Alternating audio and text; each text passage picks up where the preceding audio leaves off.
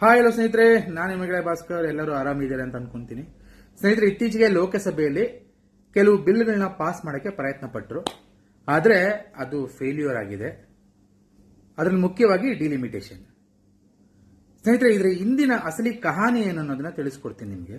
ನೋಡಿ, ಮುಂದಿನ 30 ವರ್ಷಗಳ ಕಾಲ ಭಾರತವನ್ನ ಯಾರು ಆಳಬೇಕು ಅನ್ನೋದನ್ನ ನಿರ್ಧರಿಸುವ ಒಂದು ದೊಡ್ಡ ಬದಲಾವಣೆ ಇದಾಗಿತ್ತು. ಇದ್ರ ಬಗ್ಗೆ ಹೆಚ್ಚಿನ ಜನರಿಗೆ ಗೊತ್ತೇ ಇಲ್ಲ ರೀ. 2026 ನಂತರ ಭಾರತ ಸರ್ಕಾರ ಲೋಕಸಭಾ ಸೀಟುಗಳ ಸಂಖ್ಯೆಯನ್ನು ಹೆಚ್ಚಿಸಲು ಪ್ಲಾನ್ ಮಾಡ್ತಾ ಇತ್ತು. ಕೇಳೋಕೆ ಇದು ಹೆಚ್ಚು ಸಂಸದರು, ಹೆಚ್ಚು ಪ್ರಾತಿನಿಧ್ಯ ಅಂತ ಒಳ್ಳೆ ವಿಷಯದ ಹಾಗೆ ಅನ್ಸುತ್ತೆ ಅಲ್ವಾ? ಆದ್ರೆ ಅಸಲಿ ವಿಷಯ ಬೇರೆನೇ ಇದೆ. ಇದ್ರ ಹಿಂದೆ ಡಿಲಿಮಿಟೇಷನ್ ಅನ್ನೋ ಒಂದು ದೊಡ್ಡ ಆಟ ಅಡಗಿದೆ. ಏನಿದು ಡಿಲಿಮಿಟೇಷನ್? ನಿಮ್ಗೆ ಸರಳವಾಗಿ ಹೇಳ್ಬೇಕಂದ್ರೆ, ಯಾವ ರಾಜ್ಯಕ್ಕೆ ಎಷ್ಟು ಲೋಕಸಭಾ ಸೀಟುಗಳು ಸಿಗಬೇಕು ಅಂತ ನಿರ್ಧರಿಸೋದು. ಹೆಚ್ಚು ಜನಸಂಖ್ಯೆ ಇರೋ ರಾಜ್ಯಕ್ಕೆ ಹೆಚ್ಚು ಸೀಟುಗಳು, ಕಡಿಮೆ ಜನಸಂಖ್ಯೆ ಇರೋ ರಾಜ್ಯಕ್ಕೆ ಕಡಿಮೆ ಸೀಟುಗಳು.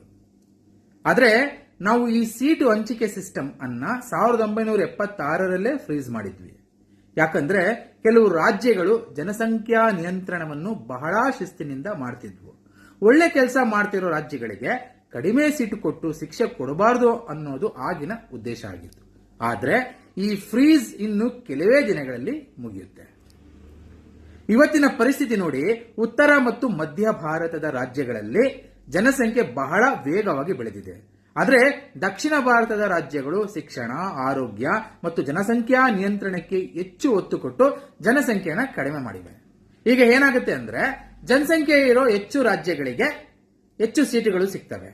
ಶಿಸ್ತಿನಿಂದ ಇದ್ದ ರಾಜ್ಯಗಳ ರಾಜಕೀಯ ಶಕ್ತಿ ಕುಗ್ಗಿ ಹೋಗುತ್ತೆ.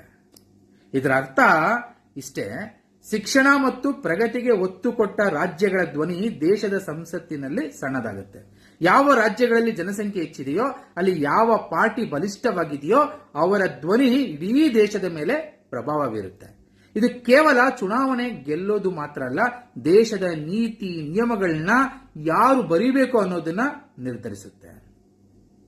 ಇದು ಉತ್ತರ ಮತ್ತು ದಕ್ಷಿಣದ ನಡುವಿನ ಜಗಳ ಅಲ್ಲ, ಇದು ಪ್ರತಿಯೊಬ್ಬ ಭಾರತೀಯನ ಹಕ್ಕು ಮತ್ತು ಪ್ರಾತಿನಿಧ್ಯದ ಪ್ರಶ್ನೆ.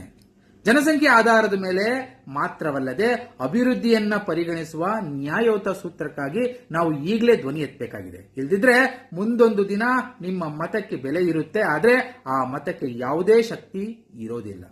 ಹಾಗಾಗಿ ನಾನು ಎಲ್ಲಾ ರಾಜಕೀಯ ಪಕ್ಷಗಳಿಗೆ ಕೇಳ್ಕೊಳ್ಳೋದು, ದಯವಿಟ್ಟು ಭಾರತ ಒಂದು, ಎಲ್ಲಾ ರಾಜ್ಯವನ್ನು ಒಂದಾಗಿ ನೋಡಿ, ಯಾವ ತಾರತಮ್ಯ ಬೇಡ. ಜೈ ಹಿಂದ್, ಜೈ ಕರ್ನಾಟಕ.